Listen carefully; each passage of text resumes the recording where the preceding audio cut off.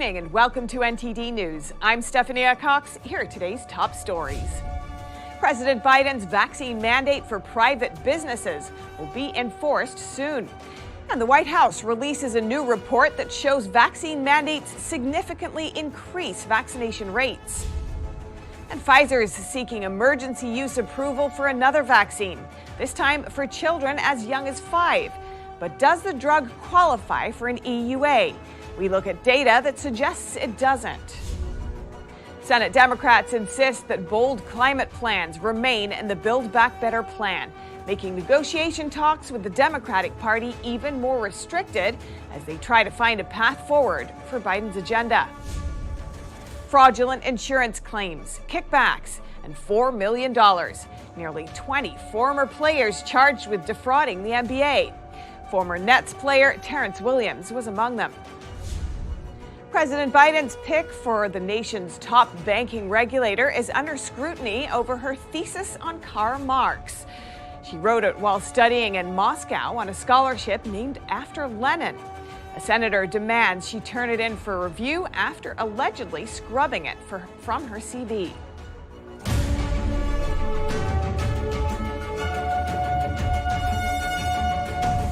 Vaccine mandates for private businesses with over 100 employees will soon be enforced.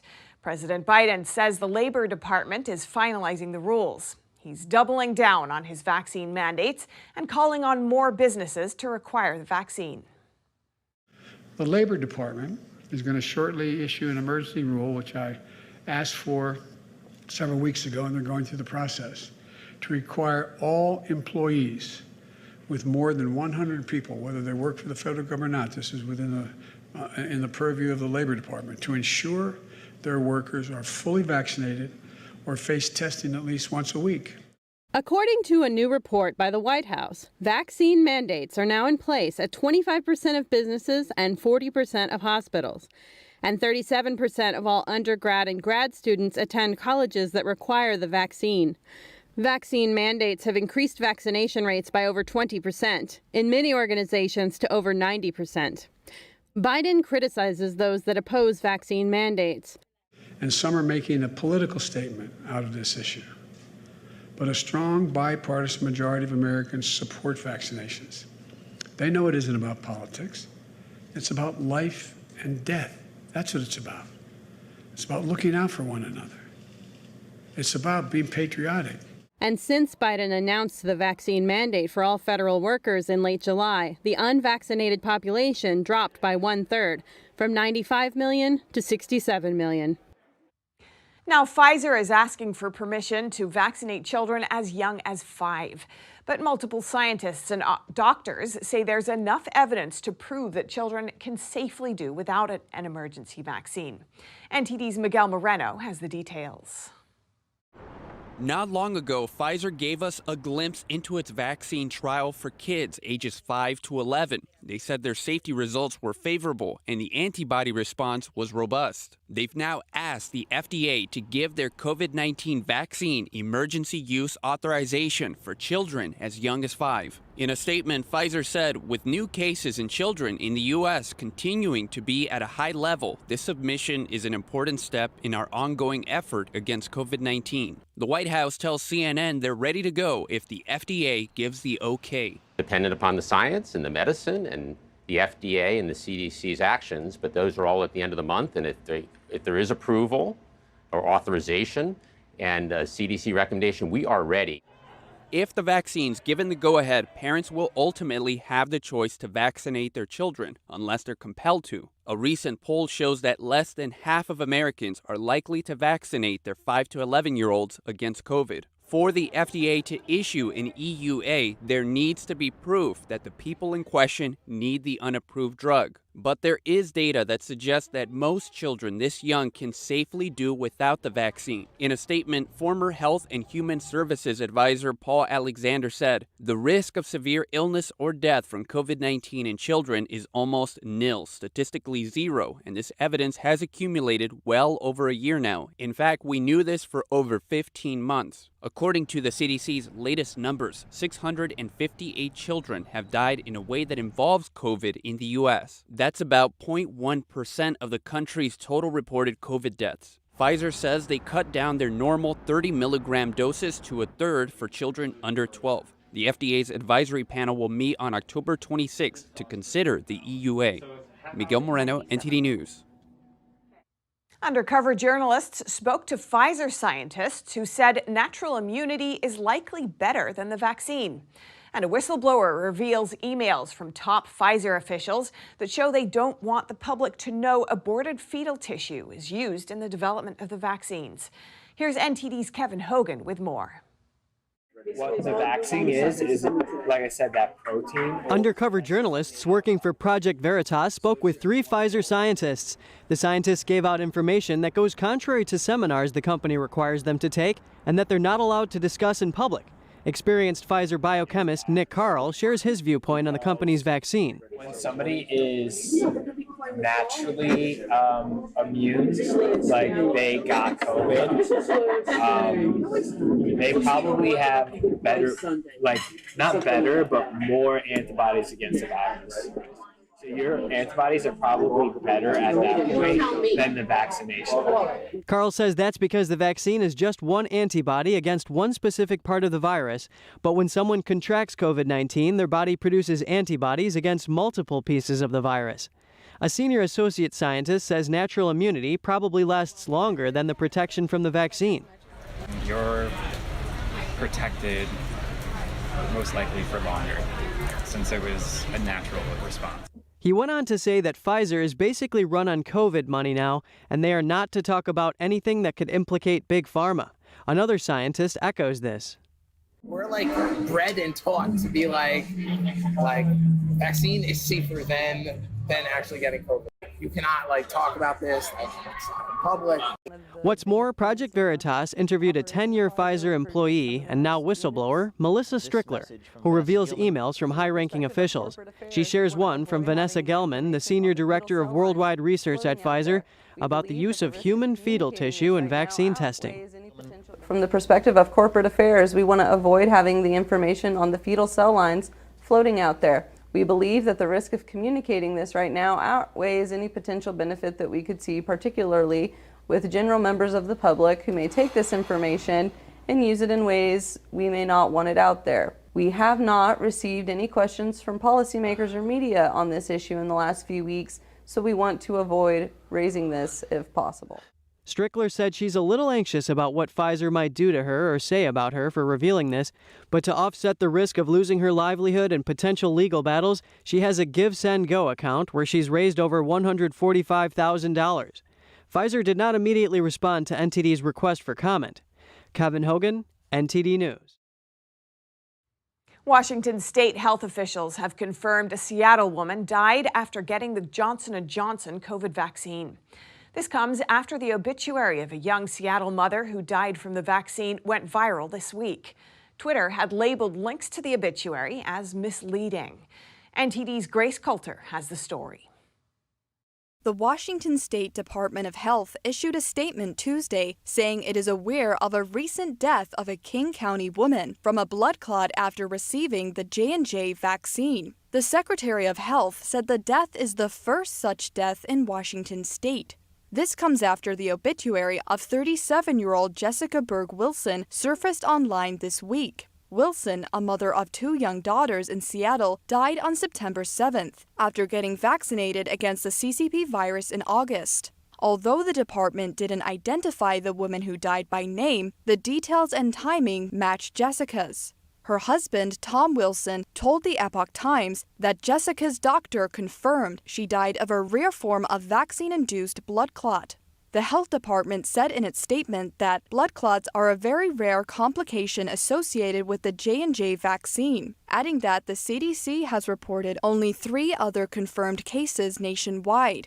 Jessica's husband said she was in excellent health and had no underlying conditions when she received the vaccine in late August. According to Wilson, Jessica was strongly opposed to getting the vaccine, but he said that due to a vaccine mandate, she felt inwardly that she no longer had a choice in the matter if she wanted to continue her volunteer work at her local school.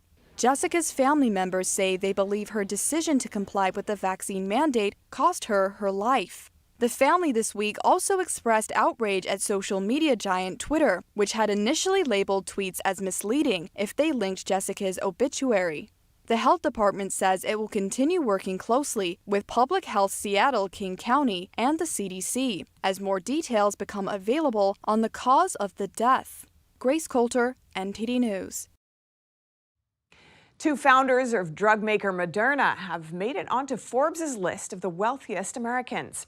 They made the cut after the company developed the COVID-19 vaccines that are used around the world. One of the company's top investors made the list too. They all have a net worth between $5 and $6 billion each. Moderna has made billions of dollars in vaccine sales since the pandemic began. The same goes for Pfizer and BioNTech. But competitors Johnson & Johnson and AstraZeneca say they don't intend to profit from their vaccines.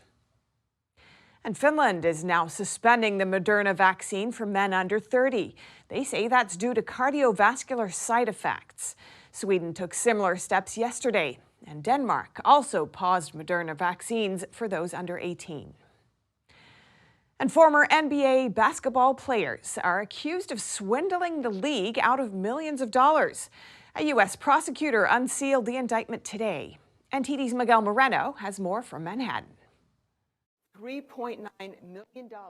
19 people were indicted in a widespread scheme to defraud the NBA. U.S. Attorney Audrey Strauss says 18 of them are former players. The FBI arrested 16 defendants this morning in 12 districts across the country. Former Nets player Terrence Williams, former Boston Celtics player Tony Allen, and Glenn Big Baby Davis were all charged.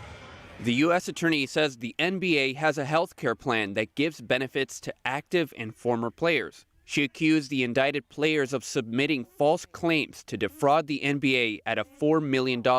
Strauss says the benefit plan is primarily funded by contributions from NBA teams. Williams allegedly led the conspiracy. First, Williams obtained fraudulent medical and dental invoices. Second, he sent those invoices to his co-conspirators, other former NBA players. Third, the co-conspirators submitted the fraudulent claims to the plan. Fourth, unaware that the claims were fraudulent, the plan paid most of the defendants' claims. In return for the false medical documents, the players allegedly paid kickbacks to Williams in many cases. In a statement, the NBA said it will cooperate with prosecutors. They also called the accusations particularly disheartening, given that the purpose of their health plan is to support players. Miguel Moreno, NTD News. Quick update from Washington, where senators have struck a deal to raise the debt ceiling just a nudge. Republicans will work with Democrats to raise the limit by $480 billion, apparently enough to cover government bills through December.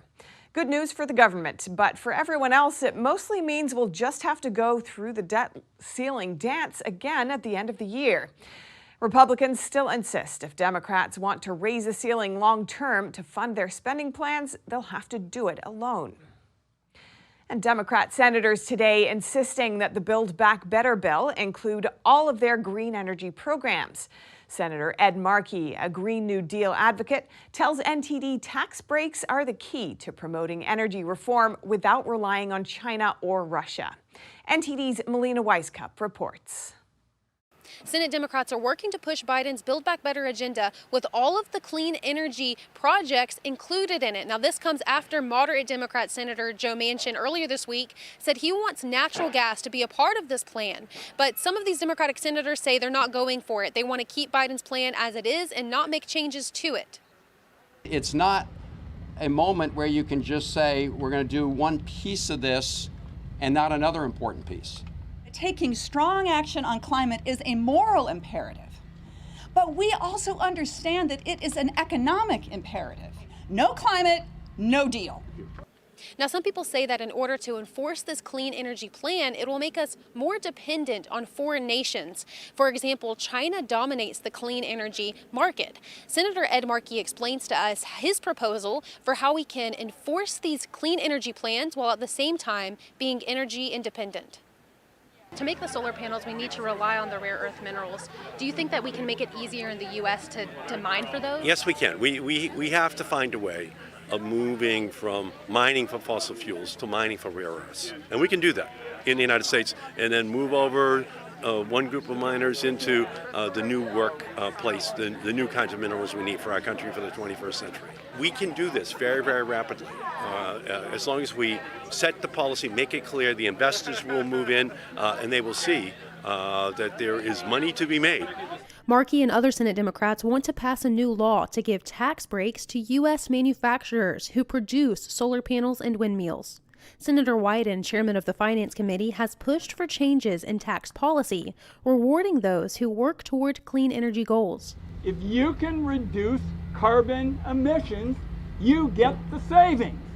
So it is a tech-neutral, no mandates, essentially free market approach. But the cost is part of what's holding back Senators Manchin and Sinema from supporting the bill. A solution offered by Senator Van Hollen is a Polluters Pay Climate Fund. It would assess the top 30 polluters and charge them a fee. That money would then pay for these clean energy plans. Democrats now working on negotiations to finalize a deal within their party and pass Biden's agenda. Reporting in Washington, D.C., Melina Weiskup, NTD News. And Google and YouTube are now placing more restrictions on content that questions the narrative of climate change. Content that denies climate change or denies that greenhouse gas emissions or human activity contribute to climate change will be demonetized. That means the publishers or creators can no longer make revenue from that content.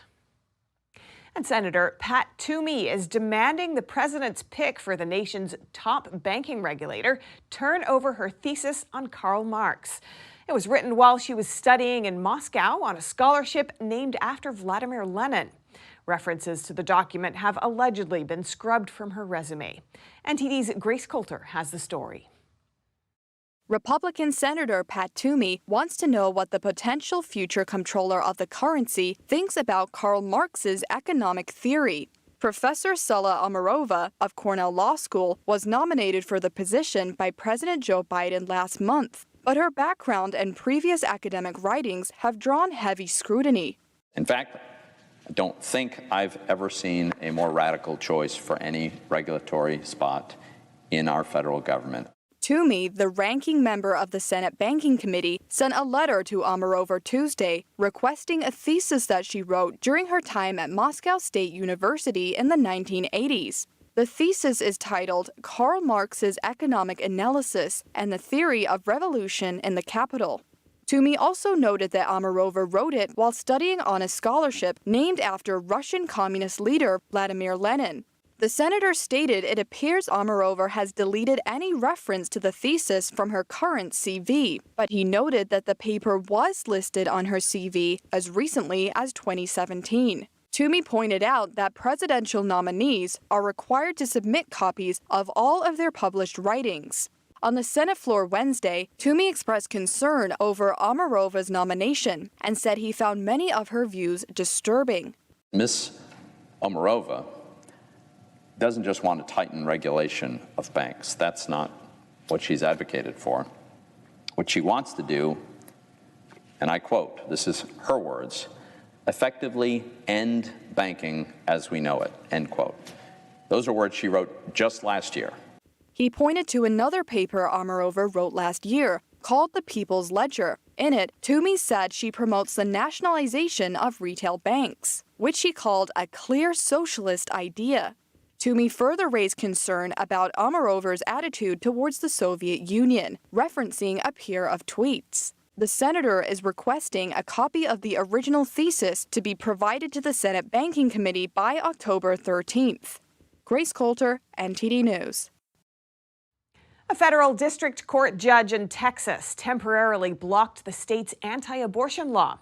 He said the right to abortion is well established, and he also denied the state's request to delay the pause until it filed an appeal. The judge's ruling is part of a larger case brought by the Biden administration against the state of Texas. The Texas Attorney General says he has already appealed the decision to the Fifth Circuit Court of Appeals. And the teenager who shot his classmates yesterday near Dallas has been released from jail after posting bond. And as school shootings continue to be a concern throughout the country, NTD's Jason Perry spoke with a public safety advisor about the best steps to ensure safe schools. According to everytownresearch.org, in 2021, there were 101 incidents of gunfire on school grounds, resulting in 21 deaths and 56 injuries nationwide. Jim Fuda, who is the co-founder of Crime Stoppers Global Solutions, gave some advice on gun safety in schools. I actually think the mentor program of having officers in schools, I know it's expensive, but you know, some of this goes back to the family, where if people legitimately have firearms, that they should be secure where your children can't get a hold of them. Shannon Watts is the founder of Moms Demand Action, which seeks solutions to the issue of gun violence. She agreed that there's a need for guns to be locked up at home. Parents need to understand it's their responsibility to keep their guns securely stored. The onus is always on adults to securely store firearms, not on children and teens to be told to stay away from them. But in the high school shooting in Texas, the teenager obtained his gun illegally. I asked Fuda what if one of the shooter's classmates knew he had brought a gun to school prior to the shooting. Many schools have an anonymous tip app so it takes the stigma away from stitching someone off. Some of it is a police related thing. Some of it is, let's say a kid's going to was talking about committing suicide. That friend or person can actually turn that in, and that student can get some help and remains completely anonymous. He recommends using the app called P3 Tips, and it could possibly prevent the next shooting from happening. Jason Perry, NTD News, New York. Opioids are taking thousands of lives across the U.S. every year. And New York state officials keep fighting the war on drugs, this time by easing laws. NTD's Arian Pazdar has more from the Big Apple.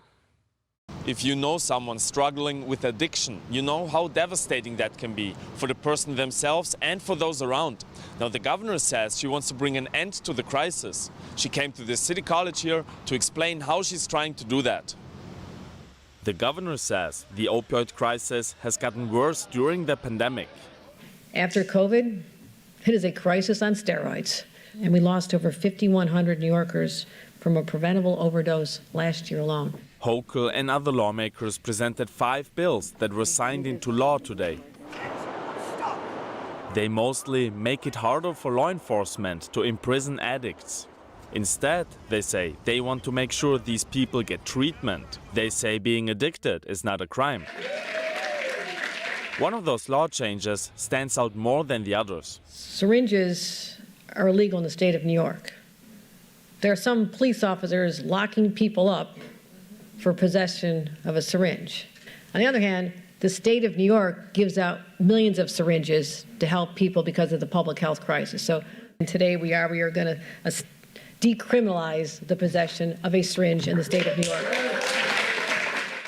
Syringes are often given out in so-called needle exchange programs. Critics say these programs may incentivize drug use, attract drug users to the area, increase violence in the area, and more. But the governor says too many people are in prison simply for having syringes on them, which she wants to stop. Arian Pastar, NTD News, New York. Many elected officials have personal bodyguards and transportation security. Now, a new report says that New York City Mayor Bill de Blasio misused his security. Here's more. But again, if you look at the appeal, the Department of Investigation published a report Thursday morning. They say the mayor misused his security by bringing them with him across the U.S. when he was running for president. The report also said a police van was improperly used to carry a futon for de Blasio's daughter when she moved from Brooklyn back to the mayor's mansion in August 2018. The security team also drove de Blasio's son around town and to and from Yale University in Connecticut. I'm entirely surprised by the inaccuracies in this report. I'm entirely surprised that they chose not to interview the top security experts at the NYPD. You'll notice. He criticized the DOI for not interviewing the NYPD official who is in charge of the mayor's security. He did acknowledge his son's use of transportation. When he went to Yale, I'll just preface, there was a lot of concern. He was a very prominent individual. The New Haven Police Department felt that. The Yale Police Department felt that. They coordinated with the NYPD and the Intelligence Division. There was real concern. He said he didn't know anything about his daughter's use of security. The DOI wants the mayor or his campaign to reimburse the NYPD over $300,000. The mayor said he will comply. It's October, and that means Biketober, New York's annual celebration of cycling. In New York City, more people than ever are taking to bikes since the pandemic. NTD's Shen Yun has more. Although the pandemic wreaked havoc on many transportation industries, cycling increased dramatically last year. And it looks like this year it's shaping up to be even more popular.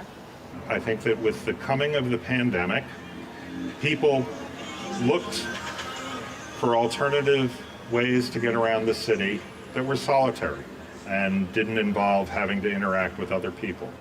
According to the Department of Transportation, almost 800,000 New Yorkers regularly ride a bike, and approximately 70,000 more rode a bike at least once in 2020 compared to 2019. The 2021 statistics are not out yet, but New York City Department of Transportation Commissioner Henry Gutman is optimistic.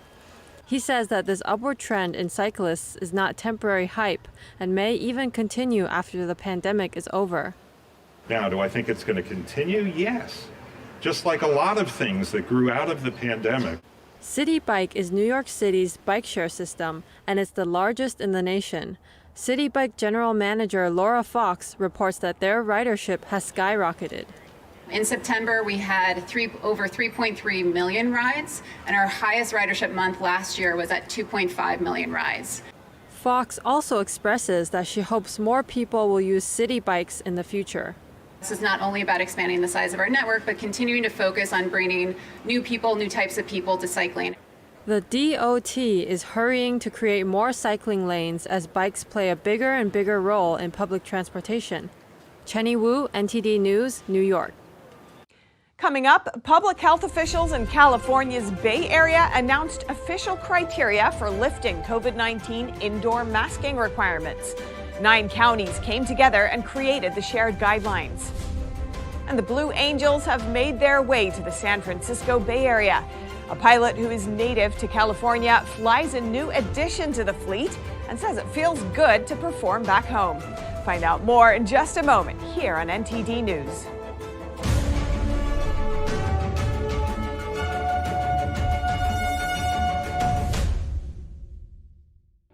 I will bless those who bless you. Here in Israel and the former Soviet Union, the Jewish people are living in very difficult times. There are now thousands of destitute, elderly Jews who are desperately in need of basic food. The International Fellowship of Christians and Jews is on the ground with survival food boxes, but the need for food is growing. Call or go online now and say, I will bless these children of Abraham. It's the elderly widows who are hurting the most. Many of them are also Holocaust survivors who are once again crying out for help. Their need, as you can see, is extremely urgent. Right now, you can give a gift of life of $25 that will help rush an emergency food box to an elderly Jewish person who doesn't have enough to eat. When you call right now, your gift's impact will be doubled to help save lives. For over 35 years, this trusted ministry has given Christians like me a way to tangibly bless Jewish people who are in need throughout the world. Wherever in the world the Jewish people have the greatest need, our spiritual mandate is to feed the hungry and to care for the widows and orphans. Together, we bring them comfort and love, but just as important, we bring them this life-saving food box. When you call right now, your gift's impact will be doubled to help save lives. Without your response, their pain and suffering will continue. Call or go online now and say, I will save a life. I will bless and comfort the Jewish people.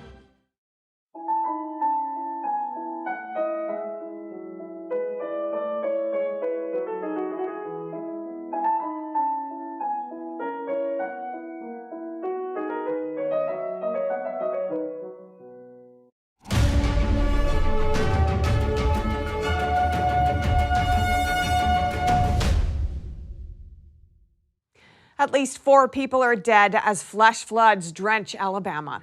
Entire communities are underwater and more storms are yet to come. The National Weather Service says as much as 13 inches of rain fell in central Alabama last night. Stalled weather front drenched Alabama for hours Wednesday night. Some of the worst flooding happened in Pelham, outside of Birmingham. 82 people there were rescued from homes and more than 15 were pulled from vehicles. It was just flooding. Water was flowing. I called 911. Water was coming in the car so fast that I had to bail out the window. And then as I started across this parking lot, a police officer met me halfway. Dozens of people had to be rescued in central Alabama. Residents who experienced the flooding say it happened so fast they didn't have time to think about it. It went from just barely kind of being in to there's like 40, it got to about 40 something inches of water inside the house. The rain caused havoc in places across North Alabama, submerging cars in metro Birmingham and parts of the Tennessee Valley. Sat down for about an hour. Looked back out there, couldn't even see the streets. So I moved both of my cars. I moved one car up there and it got into it and took my other car and tried to make it up to my mother's house in West End, where she said it wasn't raining. The National Weather Service calls for more deluges in areas including metro Birmingham. And meteorologists predict another wet day for most of the state. As much as 5 more inches of rain are possible through Thursday evening. A new report says inflation is costing the average American household an extra $175 a month. Gas, food, energy, transport, it's all more expensive. NTD's Phil Zoe has more.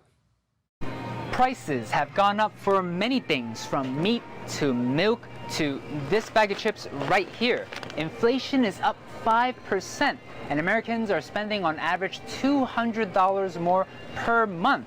So what is going on?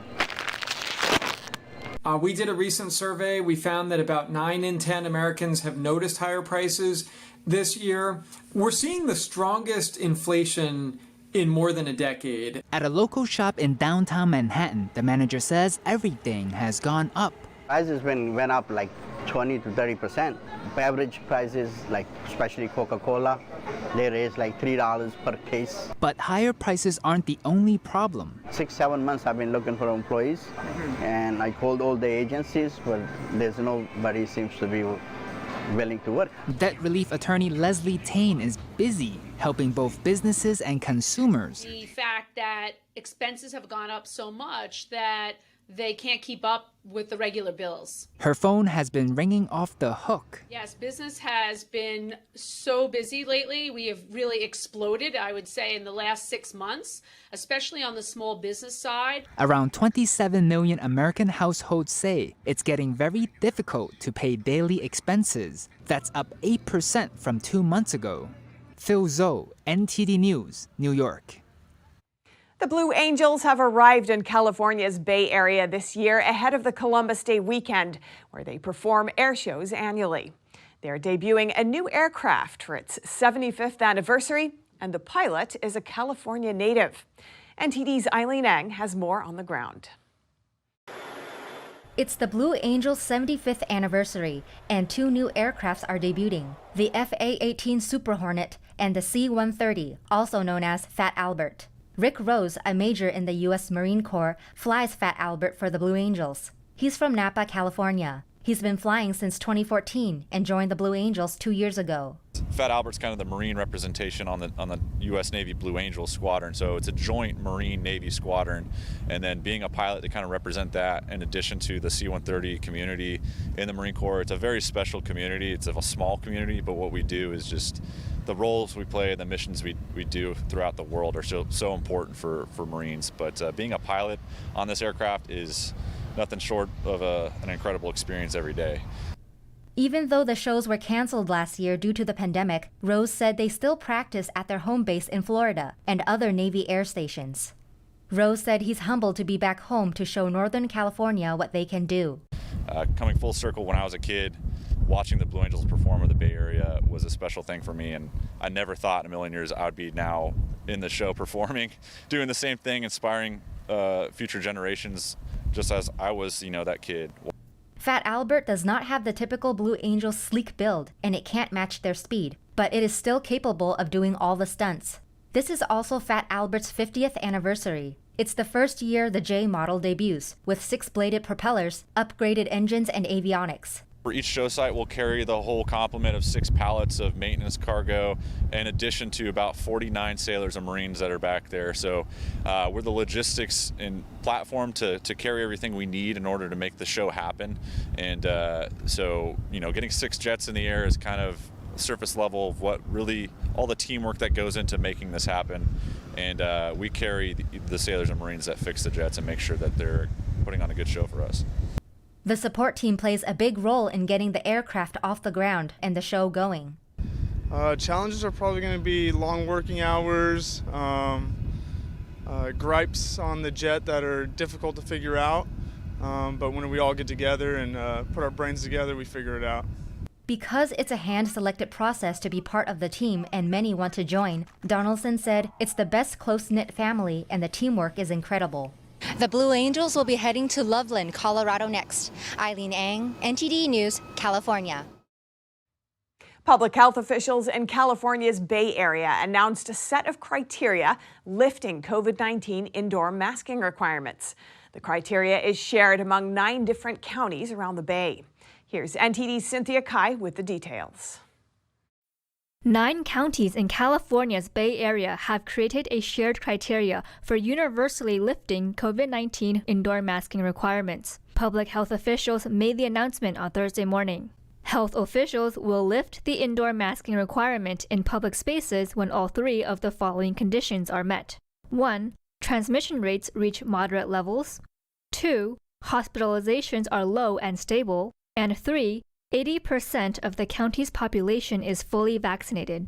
The counties of Alameda, Costa Contra, Marin, Napa, San Francisco, San Mateo, Santa Clara, Sonoma, and the city of Berkeley cite receding numbers of COVID cases in the region. Here in Santa Clara County, as well as most jurisdictions in the Bay Area, we will keep our requirement for indoor masking, regardless of vaccination status, until we meet these metrics that we've adopted across the Bay Area. Cody said the counties might be lifting the masking requirement at different times. She added that the counties do not have a shared metric for reimposing indoor masking requirements. But what I can say is that some of the things that we will all be looking out for are emergence of a new variant, how the vaccines do over time with any new variant emerging, and things like that. Indoor masking will remain in effect where required under state or federal rules, such as public transportation, hospitals, jails, and schools. Separate from the other Bay Area counties, San Francisco announced a more immediate easing of masking requirements. Certain indoor settings where groups of fully vaccinated people gather will no longer require masks beginning October 15th. After a year and a half of mask mandates, Bay Area health officials say it's time to plan for a transition. Cynthia Kai, NTD News, California. Sumo wrestling originated in Japan and is the country's national sport. However, the United States is now the home of one of the fastest growing fan bases and the largest annual tournament outside of Japan. NTD's Jason Blair has more. Sumo wrestling is all about big. It's big in Japan and is now getting bigger in the US. USA Sumo has been ramming, slapping, and slamming the sport into people's hearts across the country. The fun of being able to do something that's not only entertaining for everyone, but it also is a cultural learning experience. They hold tournaments, events, and demonstrations all over the country. From fun and interactive events like their Sumo Sushi Show to world-class competitions like the US Sumo Open, which just held its 21st annual tournament in Los Angeles on Saturday. And actually, the US Sumo Open is the largest annual sumo competition in the world outside of Japan. It's also the longest running annual sumo competition in the world outside of Japan. The competition attracts participants from all over the world. It has a men's and women's division with different weight classes, including open weight. Andrew Freund first started the organization by offering sumo classes, which is something that continues to this day. Every single week we have practices here in LA. I've been doing these, like I said, for almost 25 years. The head coach is Japanese two-time world champion Yamamoto Yama, also known as Yama. To be able to work with Yama has been amazing too.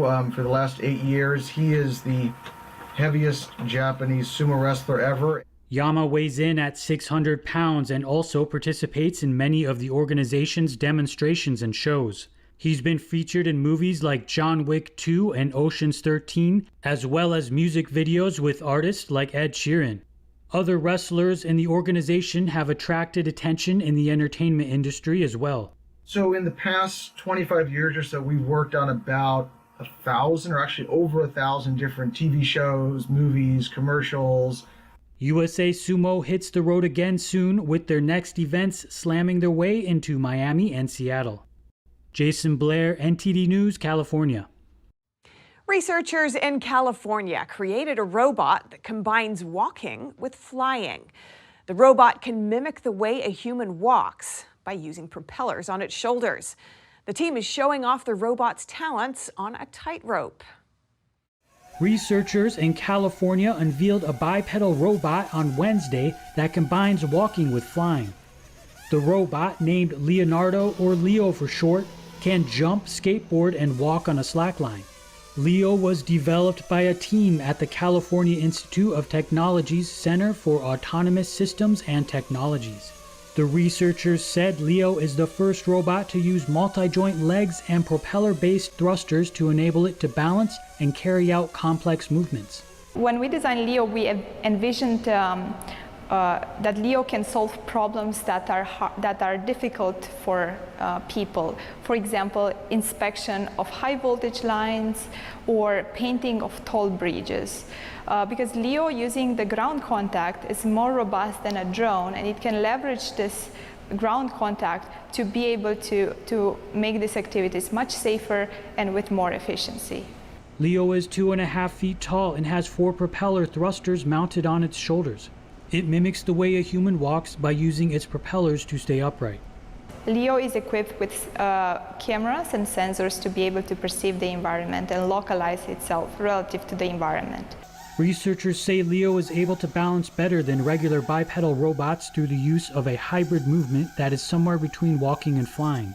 In flight, the robot uses its propellers and flies like a drone. I think we're going to see robots like Leonardo with these extraordinary locomotion capabilities be used in things like space exploration, because they can overcome very difficult terrain, they can reach hard-to-reach places. A paper about the Leo robot was published online on October 6th and appears in the October issue of the Journal of Science Robotics. Coming up, we may see another flooding tragedy in China. Continuing rain is causing reservoirs to overflow in the north, and locals say authorities give little warning before releasing the water. And Chinese authorities are employing draconian measures to try to catch scammers on dating websites, but the culprits live outside of China. More soon here on NTD News.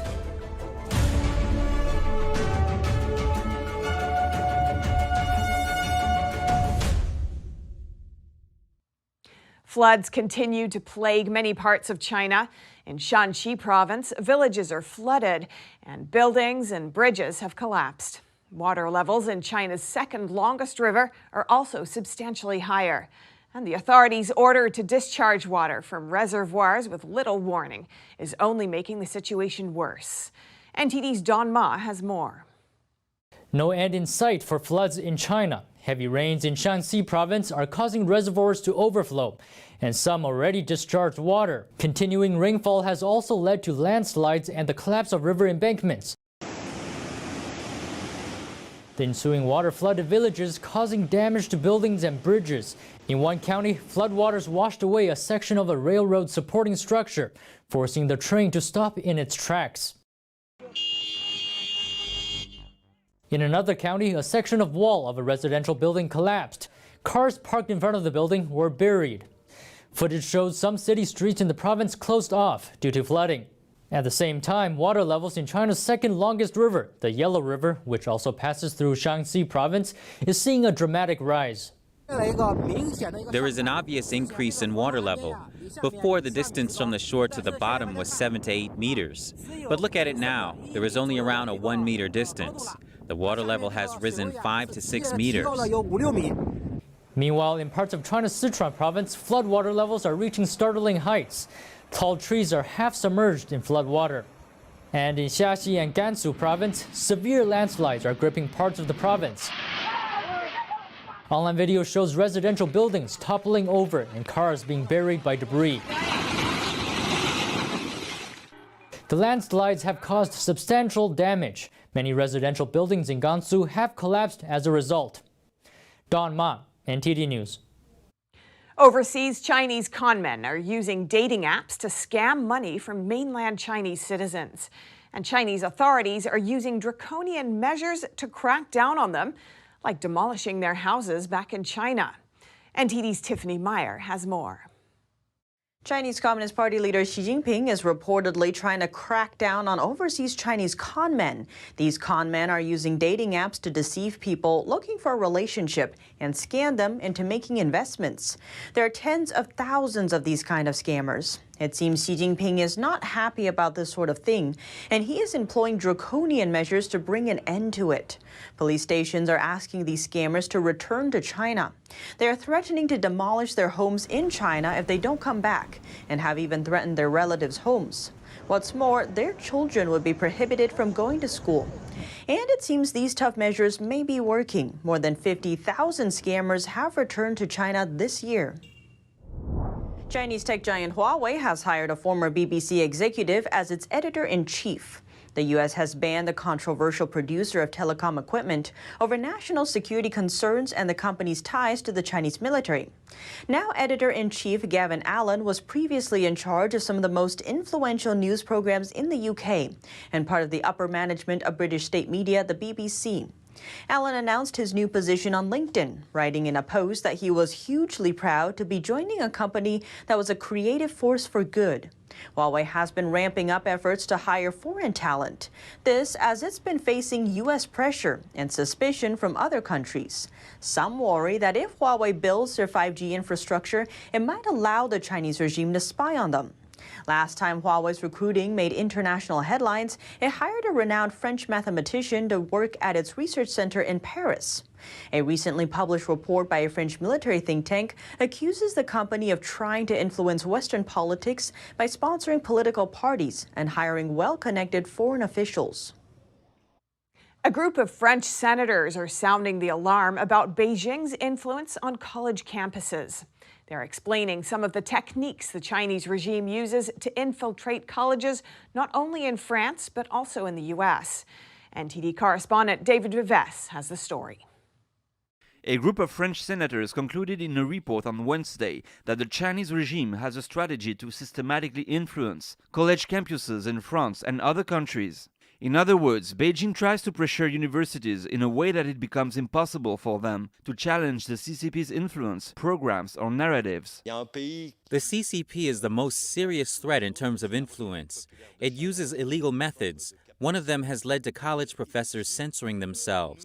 The report came out after the senators did extensive personal research. They had 30 meetings and interviews with college instructors, ambassadors from different countries, and with representatives of French ministries.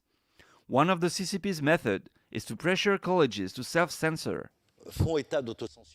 When there are partnerships involved, college professors start to self-censor under the pressure of their colleagues or the university. The senators also investigated Confucius Institutes. They say Confucius Institutes are gateways that allow the CCP to enter Western universities and gain more power over a university's program or research. Several French and European colleges have either closed their Confucius Institutes or contained their influence. But Senator André Gatolin says there are new threats. Confucius Institutes are in a weak position. What is happening, though, and it is even more serious, is that the CCP is trying to convince researchers to work for them, giving them salaries without telling their universities. The senators also mentioned Beijing's partnerships with private business schools. Some business school presidents told us that Confucius Institutes want to develop more business programs inside the universities so that they can establish themselves in the local economy. Doing business through college partnerships opens up more than one gateway for the CCP. Confucius Institutes were at the beginning only for students or senior citizens wanting to learn Chinese. Now they try to develop economic programs and have a more business-oriented objective that sometimes goes with the New Belt and Road Initiative. Now there are even institutes of the New Belt and Road. The Senate report says the Chinese regime has a long-term objective to systematically influence foreign universities, and this is especially true for private universities and business schools rather than public universities. And they say this problem is more serious in the United States and the UK rather than in France. David Vives, NTD News. Coming up, James Bond actor Daniel Craig is honored with a star on the Hollywood Walk of Fame. The ceremony marks his final days working on the Bond series. Find out more in just a moment.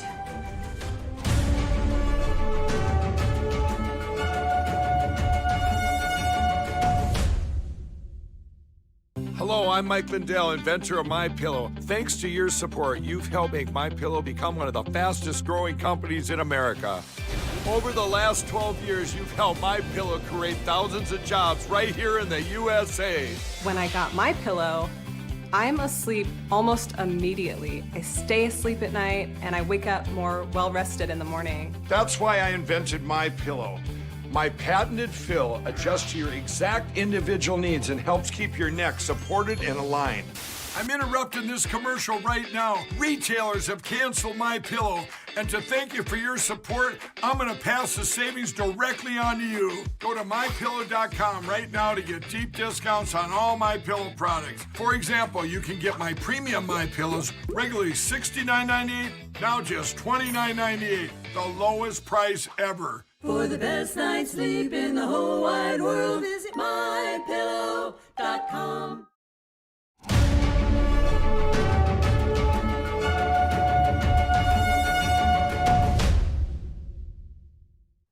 Andy Murray posted a plea online after his wedding ring got stolen.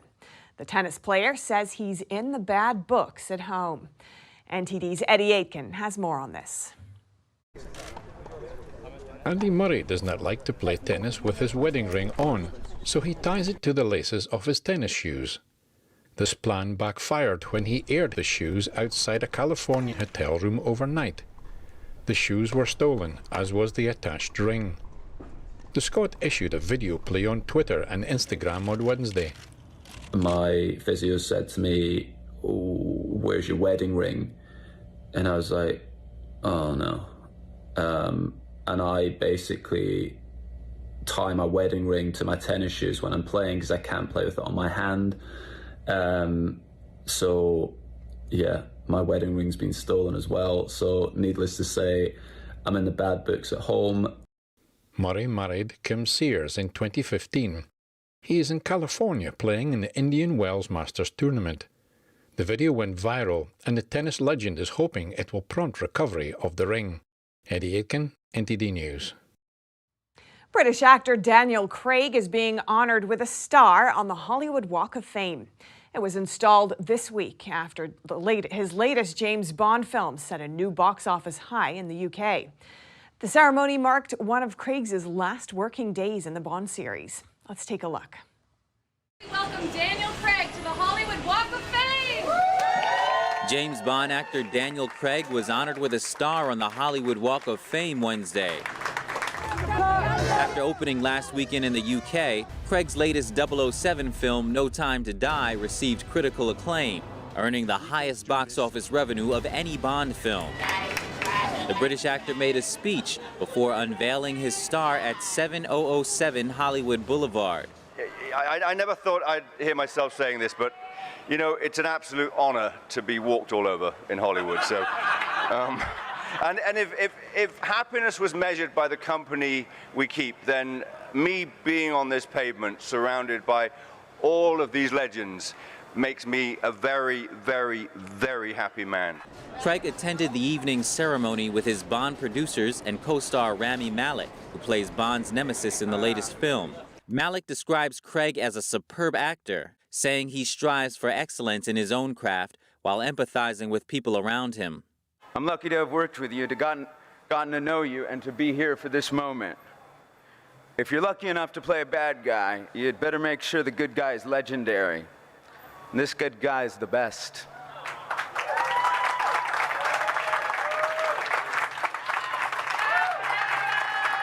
The ceremony marks one of Craig's latest working days on the Bond franchise. Speaking after the ceremony, he told reporters about the experience of beginning and ending the Bond story.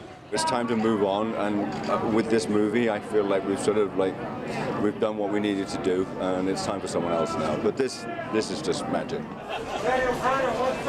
Craig's new Bond film will land in U.S. cinemas this Friday. And that's all for today's news. Thanks for tuning in. I'm Stephanie Cox.